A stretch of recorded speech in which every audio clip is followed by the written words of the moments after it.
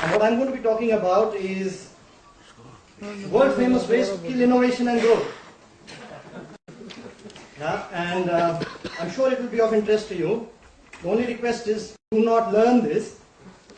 They are just ways that people kill innovation and growth, not for the purpose of replicating, but for the purpose of eliminating. Okay, so here I start my presentation saying that my experience of innovation has been that people do not understand what innovation really means. Actually, definition of innovation is simple, saying doing things without being told. If you do something which is good and without being told, it's innovation.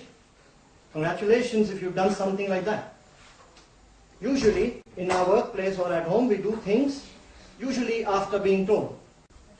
Then it is called work, not innovation. Okay, so here you find a few people innovating, some pictures of good innovators. You might not like that, by the way, but still innovation, if they're doing something good. There's another word called corruption. Now these are the two words I'm going to be working my presentation on, corruption and innovation. Definition of corruption is an occurrence at the highest levels of government in a way that requires significant subversion of political, legal and economic systems. Now that is the most confusing definition of corruption. And that is why we are so confused about how to eliminate corruption. Corruption is, by the way, not such a difficult concept.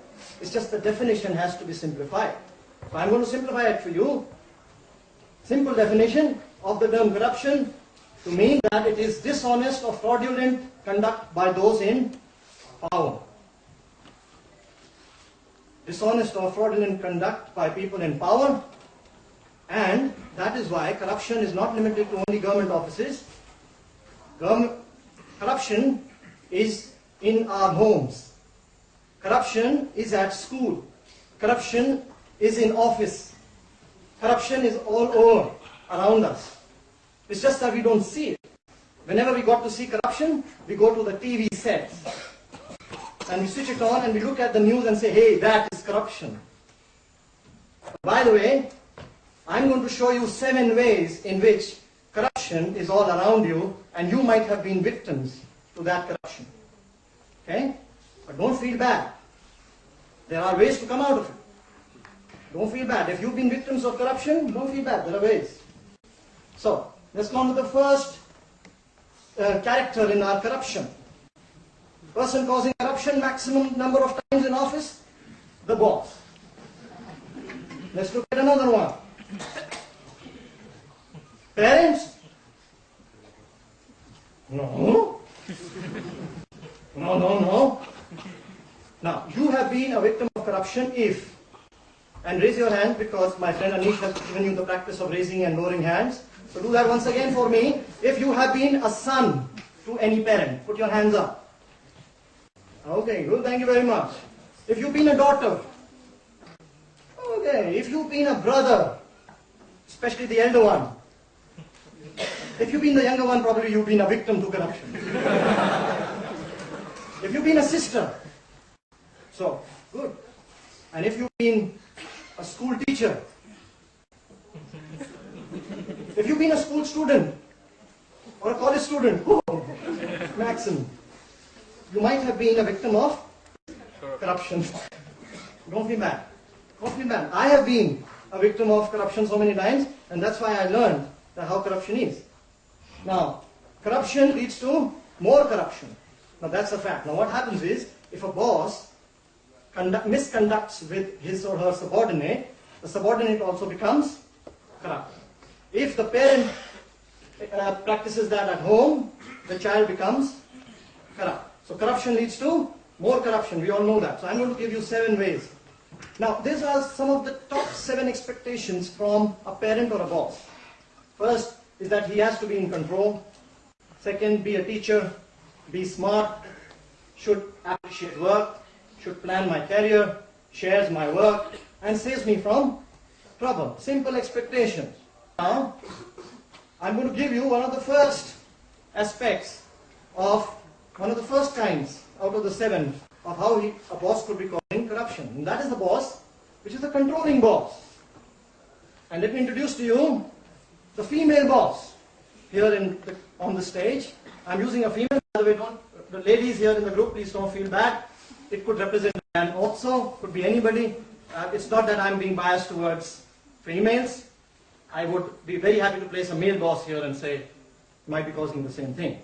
So, the female boss or the male boss is very fond of controlling. Now the problem with controlling is nothing bad, but it's just that it confuses people. Because you always want them to do the things your way. And your way is the right way. And if somebody does it the other way, now that is not the right way, so you get killed, you get reprimanded, you get punished. Now, the same boss probably is also a parent. Goes home to the little kid. So I introduce to you the little kid at home. Now that poor little boy or girl might also be a victim to the same problem of being the parent being very controlling. So you want to always you want him or her to do the things my way. If he does it any other way, it's the wrong way. Now what will happen is that kids have their own way of getting out of that problem. They are not victimized like in office. Office is easy to victimize people. At home, it comes back to you. Life is full circle. What kids do is that they find ways of lying. If they do the wrong things, if they drop the flour vase, or they spill the menu on the dining table, they have their ways of getting out of it by lying. Have you ever heard of kids lying? Yes. Now that is corruption. When kids lie, that means they are getting corrupt. So what we have done is, by our controlling nature, we have added to their corruption. So corruption leads to more corruption. I said the boss has to be in control, but not of me, but of the situation. But everybody felt that control means controlling me. The next one is the parent, as you saw, could be controlling, and it leads to all sorts of misconduct by the kids. And we say, why is the kid behaving that way? Why do you behave that way? I mean, I am so unfortunate to have given birth to this kind of a rodent. But you don't know that he learned it from somebody. Okay. Now the second one of the 7 types is the teacher, but he wants to be the only teacher. Now that's the teacher boss. We call him the teacher coach, teacher boss. Now the teacher boss is always very nice with you, trying to help you, coach you, but only till the time you are with him or her.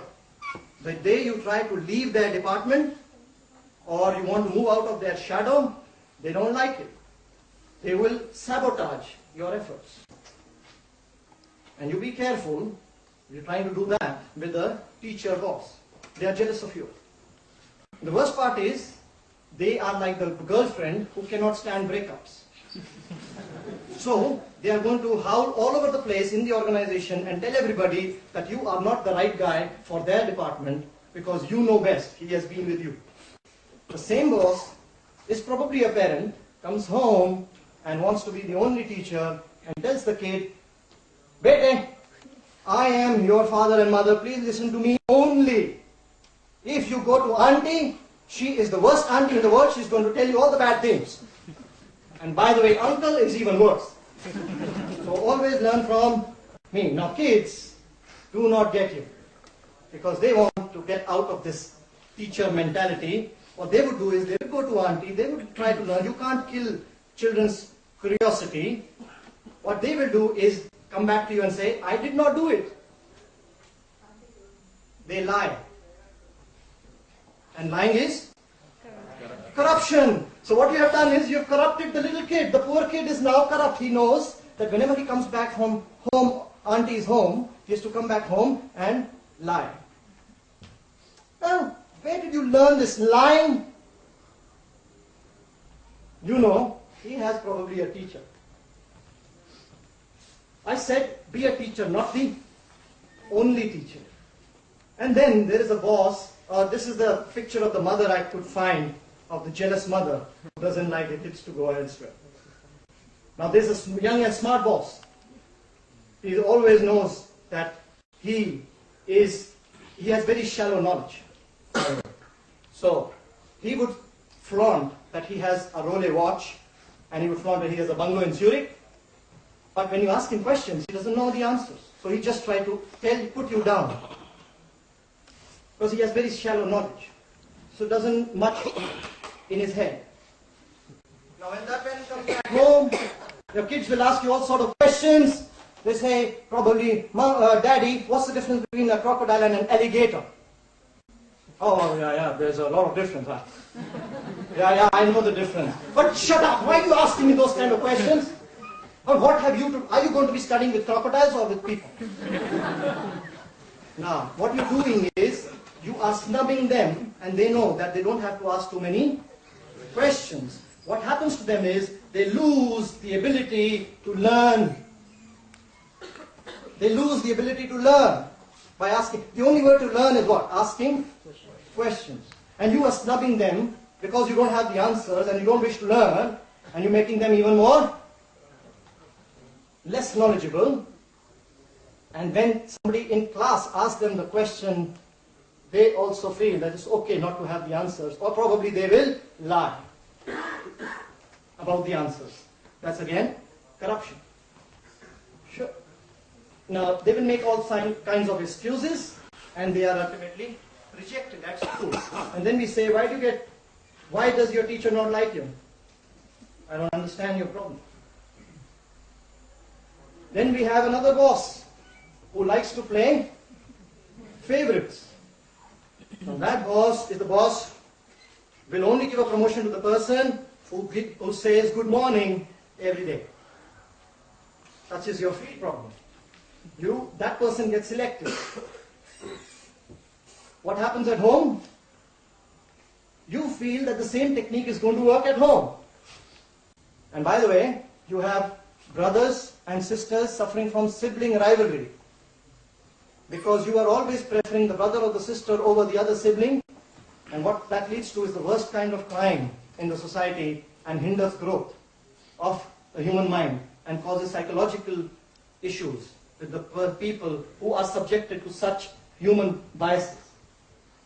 But you do that because you are that's the only technique you know of controlling your people. I said the boss should appreciate work, not entertainment. You give a bigger piece of cake to your kids, whom you like the best, and not to the others because you don't like them. And what happens ultimately when the kids grow up? They grow up in a kind of a false camaraderie. You see, you feel these two sisters love each other. They may seem to, but they hate it from within. Because since childhood, and they're not at fault, since childhood, somebody subjected them to bias. Another kind of boss is the retirement boss, retirement managers. They are always looking for their retirement. And so they do not like fresh ideas. If you come up to them with fresh ideas, I want to do this, I want to change the decor of the office, I want to introduce a new program, I want to get sales to a new customer, and they will snub you. They say, why are you getting these big ideas for? Are we not a successful company already? I mean, am I not good? These bosses go back home and they kill the ideas of the kids. The kids come out with weird ideas. Dad, let's play football in the swimming pool. Gone out of your mind? When are you going to start behaving like me? Like an adult? We want our kids to be adults. So for God's sake, why do we need kids then? You might as well give birth to adults.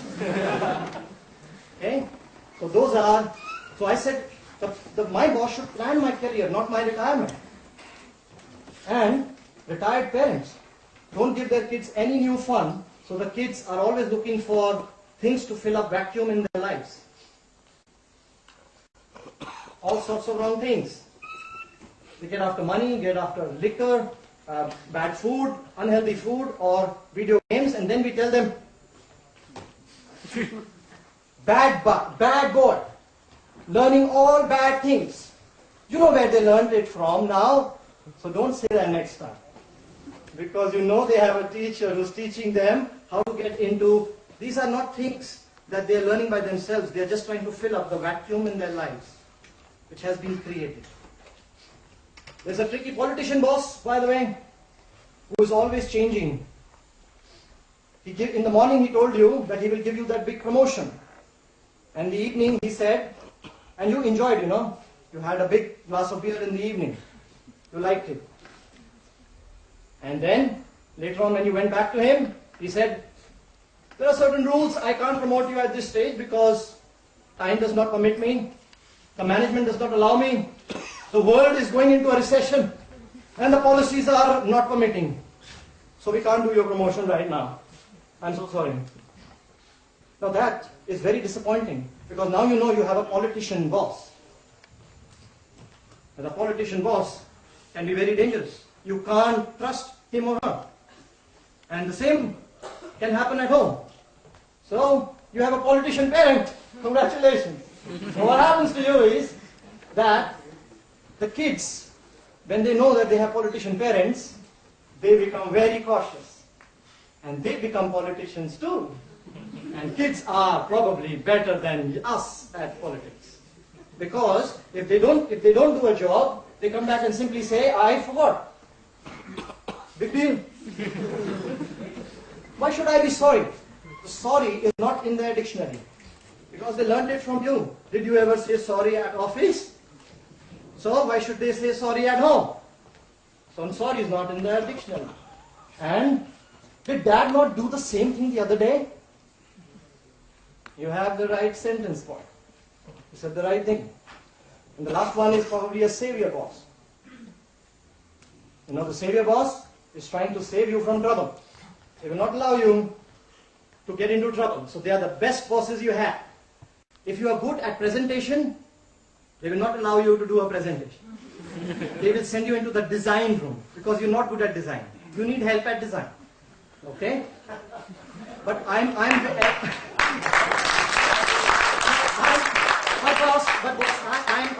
know what I do best is sales. I guess you can do well in sales, so you need development in operations. So they come back home, and then they are always the savior boss. Beta, don't go to the park because you're going to get beaten up. And this guy actually tries to do something new. He goes to the park, actually gets beaten up, comes back, and he said, didn't I tell you? Didn't I tell you not to go to the park? So next time I tell you not to do that, never do that. That's a very usual instruction by a parent. Never do what mama or papa doesn't tell you to do.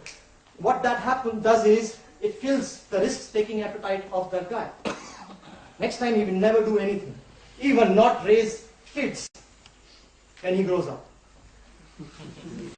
You have those men who don't want kids because they are too scared. Their mama told them never to have.